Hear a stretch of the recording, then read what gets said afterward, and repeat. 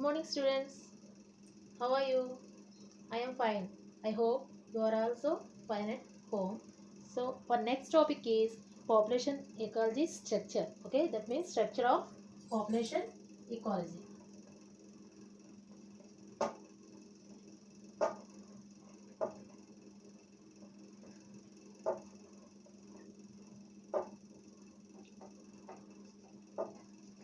Okay, structure of population ecology. Population ecology defined as the study of sizes and distributions of animal and plant population. It is the study of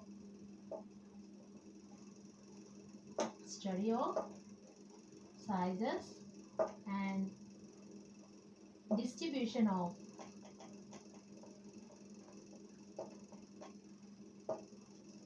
plant and animal populations. Okay, it is a study of population ecology. Is a study of plant and sizes, study of size and distribution of plant and animal populations. Okay, it is largely numerical and quantitative approach. It is largely numerical. Okay, we can count as numerical and quantitative. We can count it. Quantitative approach. Okay, this is about the population ecology. Next, ultimately, this population ecology ultimately constitutes of population. Constitute of the populations are individual organisms that are potential. They can potential interpetal birth, death, immigration, and emigration are the basic process which determine the size of a population. We are all know about the population. Population definition: what? The group of individuals of same species living in an given area. Okay, this is the population. The same species living in a given area is called the population. Okay, next. Now I will explain about the structure of population.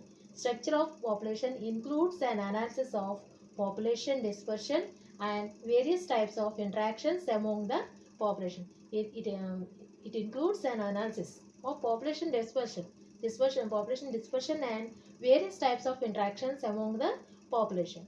Okay, first one is dispersion.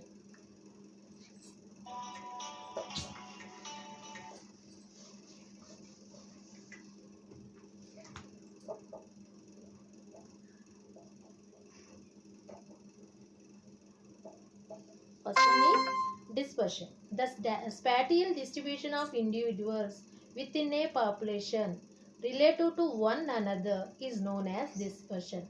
The spatial distribution of individuals within a population relative to one another is known as dispersion. There are three basic patterns of dispersions.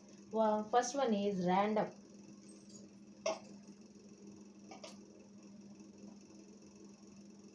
It is relatively common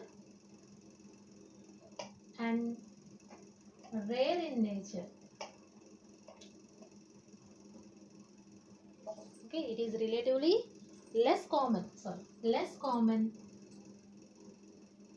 and rare in nature. Okay, rare in nature and where the environment is very uniform. Okay, the individuals of a populations are irregularly scattered and do not show a tendency to aggregate. Okay, the population are irregularly scattered. They are scattered from to various places and they do not aggregate in one place. So this type is very less or rare in nature. Okay, this type of dispersion is occurs in plants where such seeds are dispersed by air. Okay, such seeds are dispersed by air. Second one is uniform or regular. This uniform or Regular dispersion. It occurs where the competition between individuals is severe. Okay, where the competition occurs between individuals. Okay, the organisms are regularly and evenly spaced in the whole habitat. This type of distribution is rare in nature, but it is common in crop fields. Okay, here all know that the seedlings are like this. We are planting the seedlings within a certain distance. Okay, like this. Okay, this is the uniform or regular dispersion. Okay, they are dispersal in a certain distance. Okay, it is in there. It is seen in crop fields. Okay, clumped. Next, clumped dispersion.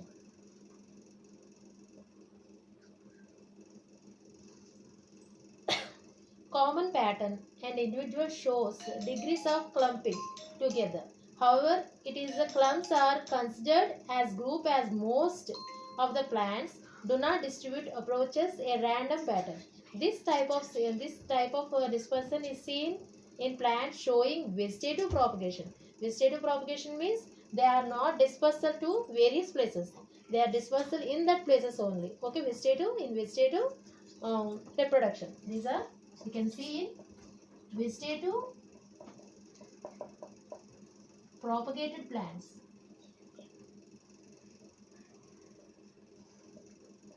Okay, there are three types of dispersions are there: random, uniform, and clumped. Random means it is less common and rare in nature. It is also rare in nature. Uniform or regular also rare in nature. Okay, random dispersion is seen in uh, the seeds which are dispersal by air or wind. Uniform or regular dispersion seen in crop fields, and clumped dispersion is seen in vegetative propagated plants. Next one is aggregation.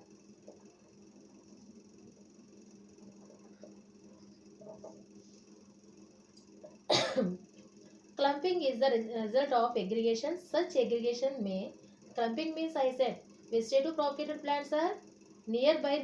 Okay, they are planted.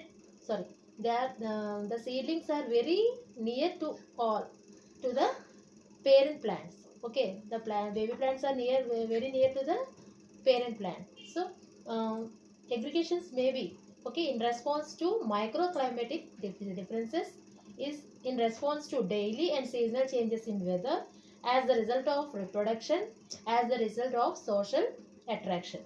Okay, aggregation occurs commonly in grasses. Aggregation may be occur in grasses, sedges, and many herbs, and a few trees. It is also known in several animals like locusts, bees, pigeons, etc. Aggregation leads to intraspecific competition for space, nutrition, etc.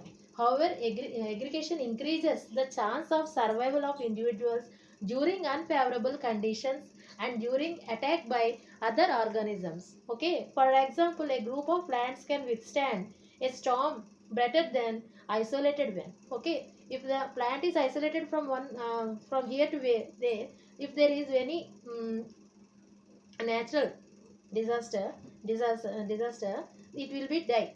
Okay, if the plants are in a grouped in one place, it will withstand in a storm also. Okay, next one is isolation and territoriality.